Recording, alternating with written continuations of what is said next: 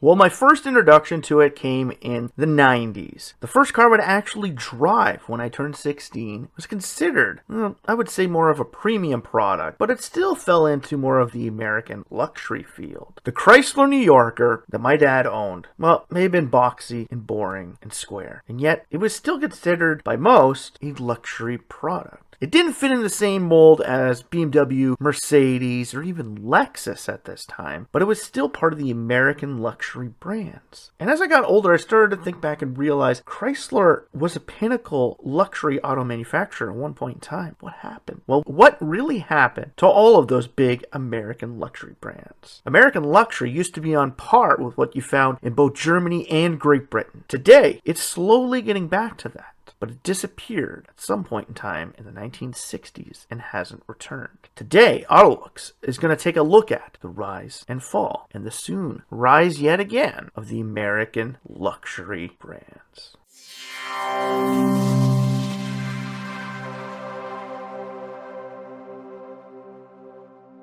Welcome back to the AutoLooks podcast. I am your host, as always, the doctor to the automotive industry, Mr. Everett J, coming to you from our main host website at AutoLooks.net. If you haven't been there, stop by, check it out, read some of our reviews, check out some of our ratings, research some products on our help pages, and stop by and check out every single major automotive corporation from around the globe. Big or small, we have them all on the AutoLooks Corporate Links website. The AutoLooks podcast is brought to you by Ecom Entertainment Group and distributed by Podbeam.com. If you could find it, any major streaming site around the globe, Podbeam.com helped the AutoLooks podcast get there. And if you'd like to get in touch with both Everett J or the AutoLooks podcast team, email us over at email@autolooks.net.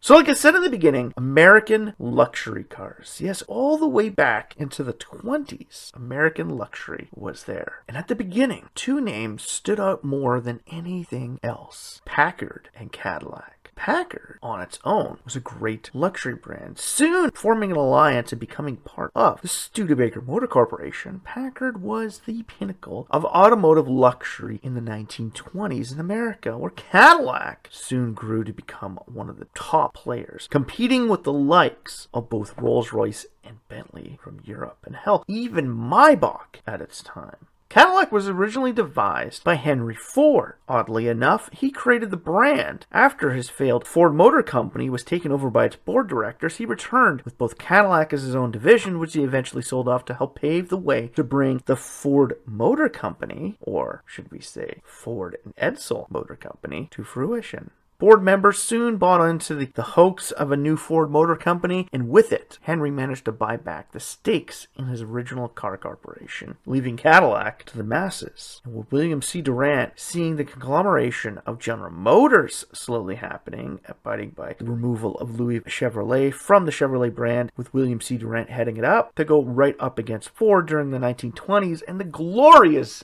days of the Roaring '20s, Cadillac soon became the pinnacle of luxury brand for the United States. We still utilize it even up until about a decade ago, where when we compared things and tried to say it was the top tier of products, or even the top tier of luxury products, we said it was the Cadillac of something. This eventually failed out due to what happened to the big three in the 1960s, but we'll eventually get to that. At the early days General Motors formation, we eventually had the Buick brand, the LaSalle brand, and the Cadillac brand as the premier luxury brands, abiding for its space in the luxury field, trying to keep the likes of Rolls-Royce and Maybach out of the North American hands. These brands were big and were here. But as the Roaring '20s gave way to the glorious beginning of the '30s, companies like Duesenberg, Packard yet again, Chrysler, Auburn, LaSalle, hell, even Lincoln, the new luxury arm of the Ford Motor Company, Buick, Cord, and even we start getting near the end with Graham Hollywood. All these brands, all these amazing products were vying for position in the American automobile industry. And luxury makes were fighting it out. Where at this point in time, automobile manufacturers had price points. Vehicles weren't just a luxury brand like they are today, where they could build entry-level products and top-tier products. No, each part of the market, if you've listened to our Divisions of the Big Three podcast, was a clear indication of how the marketplace worked. not. You started at the bottom, and as you worked your way up in price points, you moved yourself from one car company into the next. Ford had its Ford at the bottom end, then its Mercury, and then its Lincoln. Chrysler brought Plymouth in to fill a void between Dodge and Chrysler. But yet again, DeSoto was brought in at a bottom end, and then Fargo was brought in for trucks. Luxury en masse in the 1920s and even in the beginning of the 1930s was a big thing. Luxury cars were all the rage for the top tier corporate executives from around the world. And in America, with a booming economy in the 1920s, luxury was it.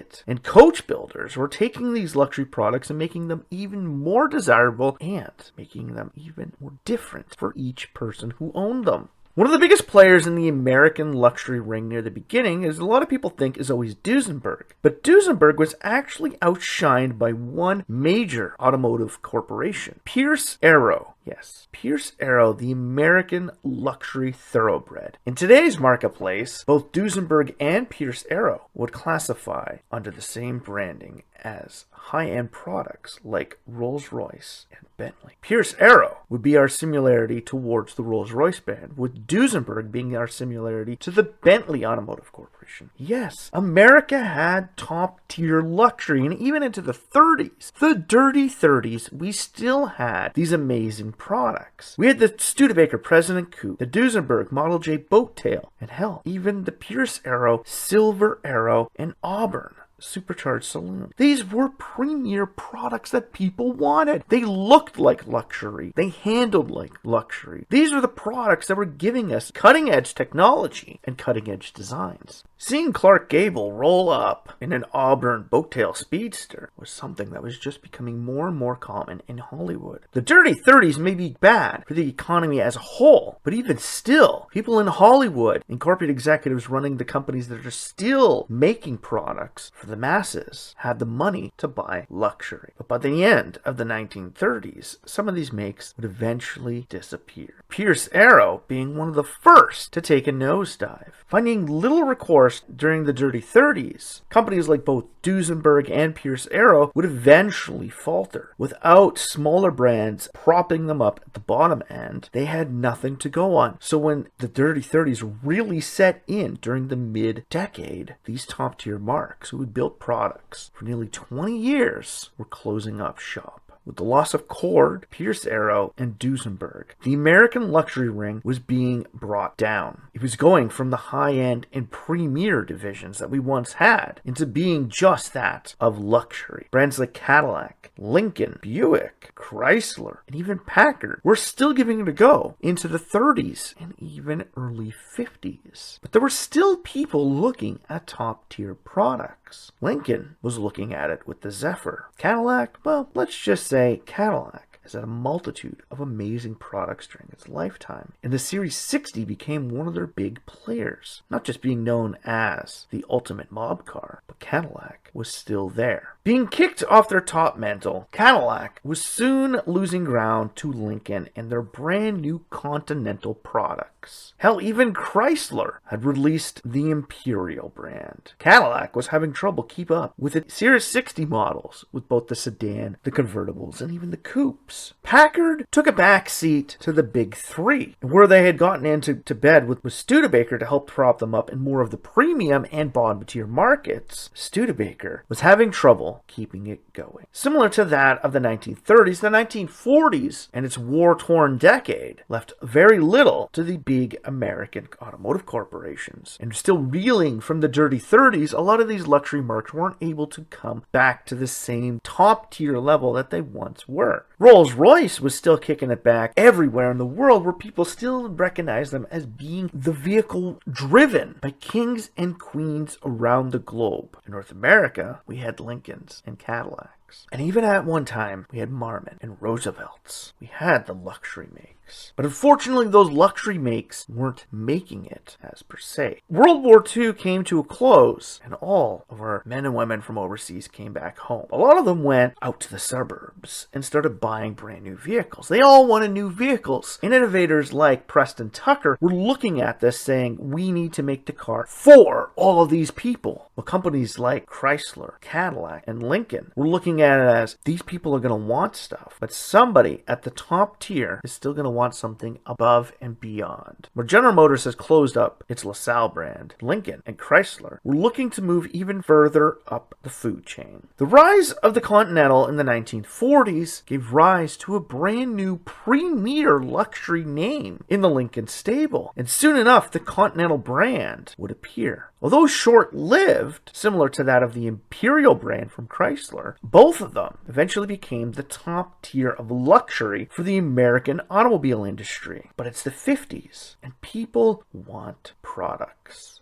Everybody wants a Chevrolet Bel Air. Hell, people are moving into SUVs with the Wagoneers. And it's the 60s. Chrome, fender flares, pink Cadillacs are becoming a big thing. And even though we use wood paneling and actual wood in the construction of even luxury vehicles in the 1940s, the 50s were about chrome and steel, something that became synonymous with luxury makes in the North American marketplace for decades to come. And into the 50s, even the big three knew that they can set their price points higher and go after more of a luxury field. Mercedes, BMW, even Rolls-Royce, they weren't here in a big way and taking away our market share. We could still sell them our Chrysler Crown Imperial at a top-tier market for the corporate executive to move around town. He'll still go roll down to the beach in his Packard convertible coupe, similar to that of which Doc Brown drove in Back to the Future. Packard was slowly moving into the standardized brand, moving further up the food chain and sitting in the same likes of both Buick and even Plymouth at its time. Packard had lost its pinnacle of luxury, and into the 50s, Packard's Studebaker brand was falling by the wayside. People were buying their products, but not on the same mass as the big three. By the end of the 50s and the beginning of the 60s, the American automobile industry had been whittled down to just 4. And out of those 4, only 3 of them had luxury brands. Even though American Motors owned brands that once owned luxury products, they weren't in a financial position to go after a luxury mark. And during the 50s, rise of some amazing products, similar to the Muntz Jet Worldwide or the Curtis Sport, showed us that there was still interest in boutique luxury products. But it's the end of the 50s, the fall of Studebaker Packard, and the amalgamation of Kaiser Hudson has put a strain on the automotive marketplace in the United States. And luxury was not king. Luxury was there, but it was owned by the big 3. It was owned by Cadillac, Lincoln, Chrysler, and then the 2 sub-brands with Continental, Imperial, and hell, even for Cadillac, the Eldorado name became big. American luxury was still prevalent, and even moving through the 60s and into the 70s, Cadillac, Lincoln, and Chrysler were still there. Luxury products were still there, but they were not on the same par that they once were during the roaring 20s or the dirty 30s. With Duesenberg, Packard, and Pierce Arrow out of the picture, there was no high-end or premier brands in North America. Sure, you can get a pink Cadillac, like Elvis sang about, or cruise around in style, similar to that of JFK in the Lincoln Continental convertible. Hell, rolling around in the Coupe de Ville or a Cadillac Fleetwood. The Imperial Crown, which was also driven by the Green Hornet. These were big, amazing products, and big was the big seller in North America. We didn't care about big, massive, luxury chrome grills, but they did on the other side of the planet. And from the 60s and into the 70s, luxury and its name in North America soon became Cadillac. Where the 50s were owned by the Imperial brand from Chrysler. The 60s were owned by the Continentals of Lincoln. The Fleetwoods and DeVilles of Cadillac owned the 70s. And with the American industry being diehard fans of their homegrown products, setting aside products from Mazda, Toyota, Honda, even Volkswagen and Mercedes, they were all boutique builders trying to make a big name for themselves in the North American marketplace. But American luxury was American luxury.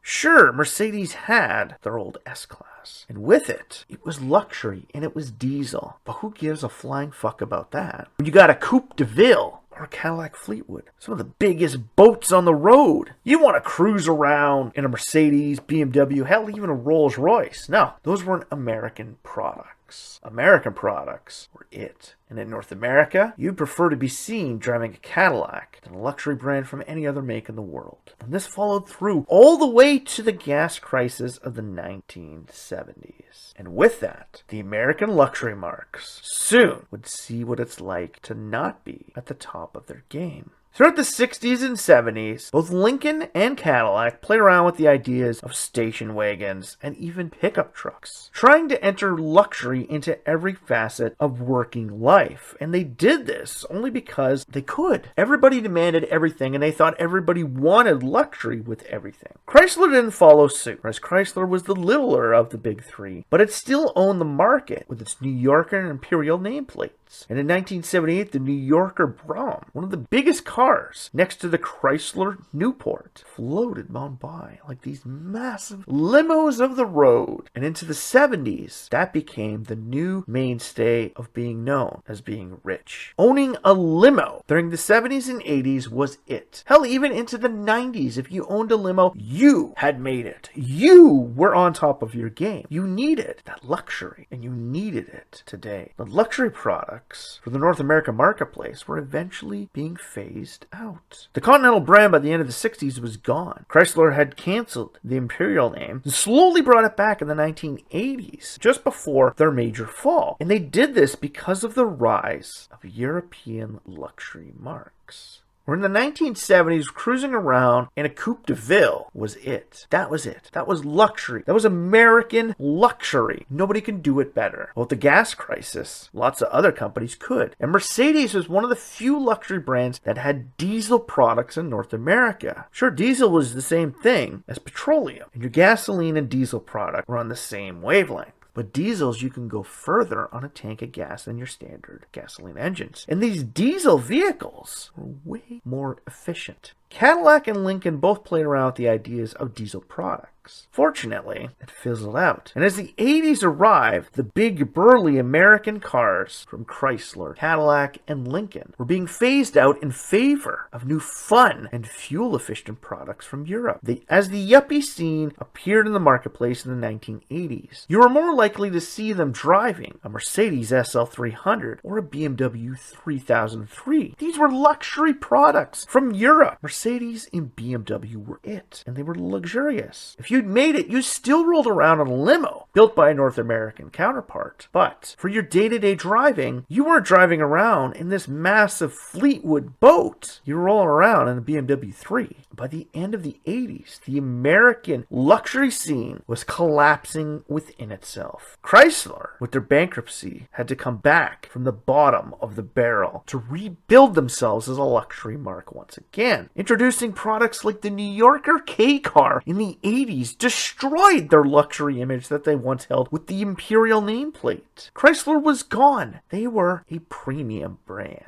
Lincoln was being dissolved upon itself. The Town Car was the only nameplate it managed to hold on to in the 80s as a luxury staple in North America, being utilized for both limo and limousine services. The Town Car was it. But with Cadillac was holding their own. And with General Motors and its multiple divisions propping them up at the bottom side, Cadillac managed to come through the 80s as still a top-tier luxury brand from the American marketplace. It held out against the German invasion, but this is the 80s. And in 1989, when the Acura RL and Lexus LS hit the markets, Cadillac saw what was coming and knew they had a fight on their hands. Sure, the Eldorado and Eldorado convertibles and the Cadillac DeVilles in the 1990s would become a luxury nameplate. Hell, even the Coupe DeVilles. You would see your grandparents driving them around, but they were still considered a luxury product. Cadillac held their own. Where Lincoln and Chrysler had failed to maintain that luxury stance, Cadillac was holding on, and Cadillac was ensuring their viability into the future. And first, with the Germans in the 70s and early 80s, the Japanese luxury marques coming out in the late 80s and slowly taking the Americans by storm during the 90s with cheaper alternatives to their American product lines with more features and better build quality, the mentality of American only was being phased out. Americans loved their cars, but unfortunately, the quality of their products was not on par with that of what was arriving from Japan. Japan. And the luxury features were not on par with what you were getting from the Germans. Hell, even the British with Jaguar were showcasing to the Americans what luxury really was. And Chrysler's rebirth during the 90s started to showcase that they had a feel for the luxury market. Same with Lincoln. And they were slowly starting to rebuild themselves in the marketplace. The 80s belonged to the Germans, and the 90s belonged to the Asians. But the 2000s eventually showcased to the world that American luxury was coming back. Sure, we didn't have as many big marks as we once did back in the 1920s and 30s. We only have the big two, where Chrysler still wasn't hitting the mark of being a luxury brand. Both Cadillac and Lincoln were moving their ways back up. Cadillac with the release of the hard-edge product, the CTS, and Lincoln with the release of the Navigator, bringing a new generation into the luxury world, something not seen from any other make. The Navigator wasn't the first on the scene, with the Escalade being there before, but the Escalade was just a Cadillac logo on a GMC product, where the Navigator, sure, may have been an Expedition, but it was an Expedition with its own design. Luxury and premium SUVs were becoming a thing. And with the rise of the SUV marketplace, luxury SUVs were where it was at. Jeep, for the Chrysler Corporation, was already there. Chrysler didn't really need to enter this marketplace. They eventually did with the Chrysler Aspen, a rebadged version of the Durango, but it was short-lived. Chrysler Corporation had the Jeep Grand Cherokee, the epitome of premium SUVs from the early 90s. This was a product that American Motors had built to save their company and the Jeep brand. And it was now becoming what everybody was modeling themselves after if they wanted luxury SUVs. But the rise of the Escalade and the Navigator showcased to all of us luxury, and American luxury was here, and it was big yet again. The early 2000s were days of big, burly vehicles once again, with the introduction of the Cadillac DeVille, the Chrysler 300, and now the Escalade and Navigator. The big American luxury cars were back, and America was getting its feet wet once again with luxury. Unfortunately, that luxury only belonged to Cadillac, with products like the XLR, the CTS, and soon the DTS. To replace the DeVille, Cadillac was there. They were owning the luxury marketplace in North America, where Chrysler handled the biggest portion of the premium marketplace. And with the loss of Plymouth in the early 2000s, Chrysler Corporation, or soon to be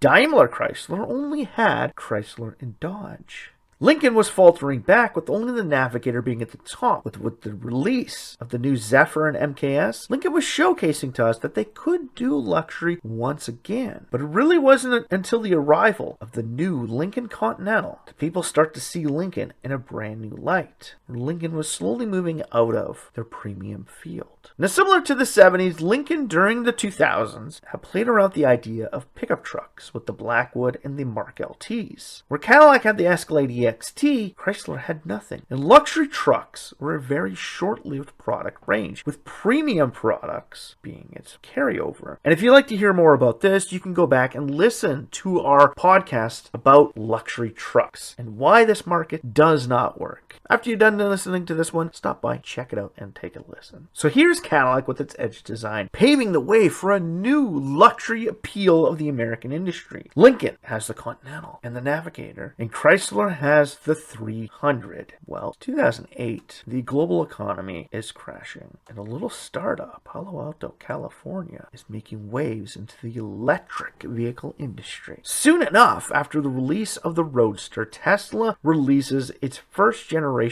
Model S. Not the most luxurious looking car, essentially being a gelatinous blob for the road, the Model S paves the way for a new generation of luxury consumers, stealing customers away from Cadillac, Lexus, and BMW. Tesla isn't just showcasing a new power source, they're showcasing a new way you can do luxury for the future of the automobile industry. Its price point only really set it at a luxury and premium appeal, where Tesla's products were more in line with the standardized products you'd find from Chrysler, Buick, or before they passed away, Mercury. Tesla didn't have all the world's greatest things, but they were here. And they were showcasing to the world that luxury from American brands was coming back, but only at a price point. Soon enough, Cadillac would change to their letter orientation with the CTS, the ATS, the XTS. Lincoln would bring back the Continental. Buick would add the Avenir brand, bringing them out of the premium field and into the luxury world. Jeep would add the Grand Wagoneer. And hell, on the other side of the pond, the Commander and Grand Commander products to both the premium and luxury fields, bringing Jeep more in line with what products are available from Cadillac and Lincoln. Jeep was becoming the luxury arm for the SUV world. Chrysler and its premium products were falling by the wayside. Chrysler is all but forgotten even today, with only the Pacifica left. Will they return to us in the luxury arm? Well, for that you would actually have to go back and listen to some of our podcasts about the fall and rise of the Chrysler brand. But today, one little company is proving themselves on the other side of the pond as being more of a premium / luxury make in the American luxury field, and that is Buick. Buick has products which run in the same class as Cadillac. General Motors isn't thinking of moving Cadillac to the top tier with their internal combustion engines, but Cadillac, seeing the rise from one simple little company in 2008, the release of the Lucid Air showed us that American luxury can come back to the premier marketplace. For once we had Auburn, Duesenberg, and Pierce Arrow, Lucid is the rise of the American luxury car for the next generation. Lucid is showcasing to us electric luxury at its finest. Lucid, you may think, is a luxury brand, but their products still fall into the same category as Bentley Continentals. The Lucid Air is a premier product, the only premier product in existence in the North American marketplace until 2024. Cadillac has said, "We have stood by the wayside for too long. We have allowed companies like Rolls-Royce and Maybach to come back and take over our luxury share. America needs to build luxury cars once again." And here's Cadillac releasing the Celeste Premier Executive Saloon. This thing is a limo for the road. It brings back the orientation of the old DeVilles for a new generation with electric platforms. It brings luxury to a new standpoint in the American automobile industry, similar to how Tesla started showcasing the electric industry to luxury for the North American marketplace, and Lucid showcased to us premier products can't exist in America. Cadillac wants its standing back. They want to be known as the Cadillac of everything once again. And American luxury is showcasing to us what they did 100 years ago. 100 years ago at this time, Pierce Arrow, Duesenberg, Packard, Stutz, LaSalle, hell, even the Imperial brands, they were here. We had Phaeton products. We had luxury. North America had luxury, and we had big luxury brands. Today, we have one luxury brand, and that one luxury brand is showcasing to the world what American luxury really is. But with Tesla, Rivian, and Lucid rising in the luxury and premier fields, America is now showcasing to the world that we can do luxury once again. And with it, we will come back from where we once were to build ourselves to becoming the luxury standpoint of the automobile industry. Can we do it? Can Lucid showcase to the world that America can build products on par with Rolls-Royce, Bentley, and Maybach? Yes, we can. And America, through the Lucid Air and Cadillac Celeste, is going to showcase to the world that premier automotive luxury is here. If Stellantis was smart, they would build platforms that utilize both Maserati and Imperial from Chrysler as premier products to showcase both Italian and American luxury at the forefront. We can't let the British and German run the luxury world. And America is not standing back and allowing them to do this. The Navigator and Escalade were only the start of the rise of the American luxury industry again, where the Air and the Celeste are going to be what shows the world that America means business when it comes to the world of luxury. Rolls-Royce is the world standard for luxury, but can an American brand compete on that same line? Yes, it once did. Now, do we have to bring back the likes of Duesenberg and Pierce Arrow to do it? Or can we just utilize what is already existing? Lucid and Cadillac seem to think so. So American luxury. Do you believe us? Do you believe the fact that American luxury is still a standard across the globe? No, not really. Lincoln has become a premium brand, similar to that of Infiniti and Acura, where Chrysler has become more of a standardized brand with premium features, similar to that of the Toyota Avalons of the 1980s and early 2000s. Cadillac and Lucid are showcasing to us that American luxury can come back from where it once was. Let's just hope they keep at it. So if you like this podcast, please like, share, or comment about it on any of the major social feeds that you find the AutoLooks podcast on, from Facebook to Twitter to Instagram and even Pinterest and YouTube. You can find the AutoLooks.net podcast there. And if you'd like to get in touch with us, send an email over to email@AutoLooks.net.